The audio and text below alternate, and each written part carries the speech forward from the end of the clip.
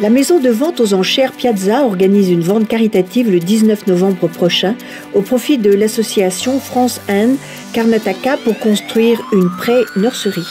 65 artistes ont interprété pour cette belle cause un symbole du quotidien indien, tirer la langue au malheur. Belle initiative.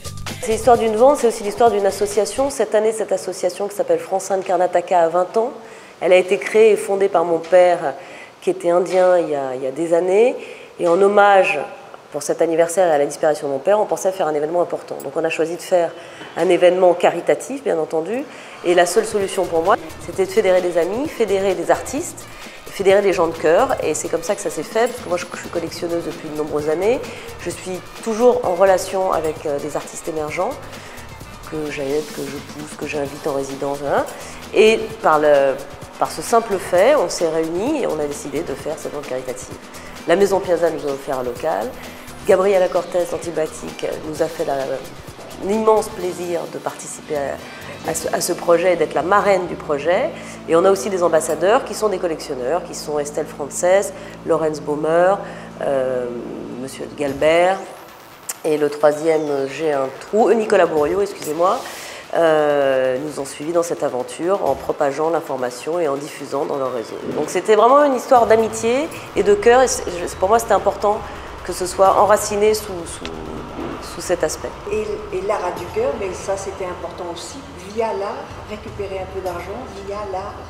Oui, via l'art, d'abord parce que je pense que les artistes sont les derniers mohicans qui ont, non seulement qui ont du cœur, mais en plus qui sont au fait des choses, qui ont de l'émotion, qui la transmettent, qui la traduisent au travers de leur travail. Et du coup, c'est un cercle vertueux. J'ai voulu faire un cercle vertueux. Et donc, tous les fonds, évidemment, seront redistribués pour construire une pré-nurserie, puisqu'en Inde, dans cette région, un enfant sur 10 meurt avant l'âge de 5 ans. Et c'était fondamental pour moi, puisque mon père était orphelin, de destiner un projet aux enfants en bas âge.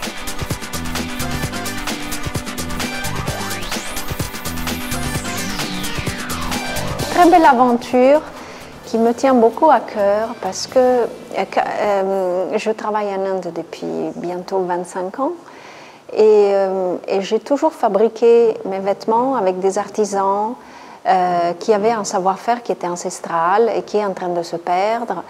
Et c'est très important d'aider cette communauté de brodeurs, de gens qui impriment, qui sculptent les tampons pour pouvoir imprimer. Et voilà. Donc vous leur rendez quelque chose? Oui, absolument.